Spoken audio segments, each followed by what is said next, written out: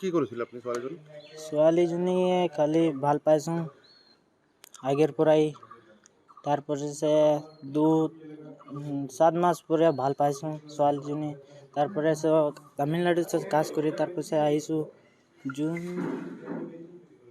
জুনত আহিছোঁ 1 মাহ ঘৰে থাকিছোঁ এই যে জুলাইত এই যে কিমান ওই ফোন করছে তারপরে হয়ে আছে আমিও আছি তারপরে মিলাজুলি হয়েছে তারপরে জঙ্গলে গেছি অল্প স্বল্প করিয়া ওই ভিউজ হয়েছে তারপরে কান্দতে লইয়া বাড়ি লই যাইতেছিল বেয়া কাম কৰিছিলে নে? বিয়া তো কাম কৰছি কিমান দিনৰ প্ৰেম তোমাৰ?